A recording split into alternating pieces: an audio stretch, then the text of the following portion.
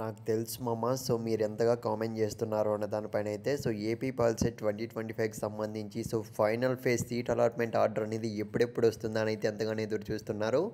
చాలామంది అయితే అడిగారు అన్న వేరే యూట్యూబ్ ఛానల్ వాళ్ళైతే అప్డేట్స్ అయితే ఇస్తూనే ఉన్నారు. మీరెందుకు ఇవ్వట్లేదని అయితే మామ నేనేదైనా అఫీషియల్ అప్డేట్ వస్తే ఏమన్నా చెప్దామని అయితే నేనైతే వెయిట్ చేశాను. అంతేగాని చాలామంది టెలిగ్రామ్‌లో కూడా కాంటాక్ట్ అయ్యారు. అన్న నాకైతే 50,000 వచ్చింది, 70,000 వచ్చింది, 1,00,000 వచ్చింది. ఫైనల్ ఫేజ్‌లో సీట్ వస్తుందో రాదో డౌట్‌గా అయితే ఉందన్న. సార్ చెప్పండి అని అయితే అడుగుతున్నారనమాట. ఈ వీడియోలో అయితే క్లారిటీ అయితే ఇద్దాం అనుకుంటున్నా. ఫస్ట్ ఆఫ్ ఆల్ చూసుకున్నట్లయితే మనకు సీట్ అలాట్‌మెంట్ ఆర్డర్ అనేది 26న అయితే మనకు డిక్లేర్ చేయడం అయితే జరిగింది. మళ్ళీ పోస్ట్‌పోన్ అయితే చేశారనమాట. ఎందుకు చేశారు అనేది చాలామందిలో డౌట్ అయితే ఉండొచ్చు. ఇంకా మనకు సీట్ అలాట్‌మెంట్స్ అనేది ప్రతి ఒక్క స్టూడెంట్‌కి అయితే కంప్లీట్ కాలేదనమాట. ఎందుకంటే ఇది మనకు ఫైనల్ ఫేజ్ మామ, గుర్తుపెట్టుకోండి.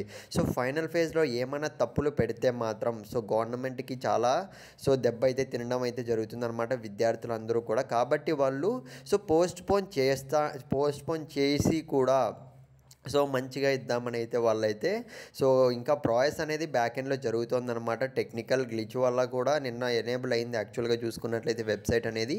మళ్ళీ మనకు ఎర్రర్ అనేది రావడం జరిగింది. కాబట్టి మనకు ప్రాసెస్ అనేది బ్యాక్ ఎండ్‌లో జరుగుతుంది. కాబట్టి మీరు కూడా ఓపికగా అయితే ఉండండి. ఇకపోతే నేనైతే ఒకటే చెప్పాలనుకుంటున్నా.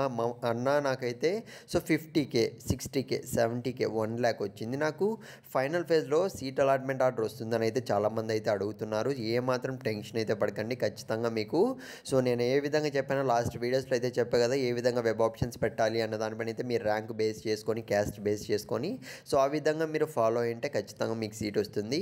ఇన్ కేస్ రాకుంటే మాత్రం ఫైనల్ ఫేజ్లో అయితే ఖచ్చితంగా నెక్స్ట్ అయితే చూద్దాం ఏముంది దారి అన్న దానిపైన అయితే టెలిగ్రామ్లో ఫాలో అవ్వండి కామెంట్ బాక్స్లో.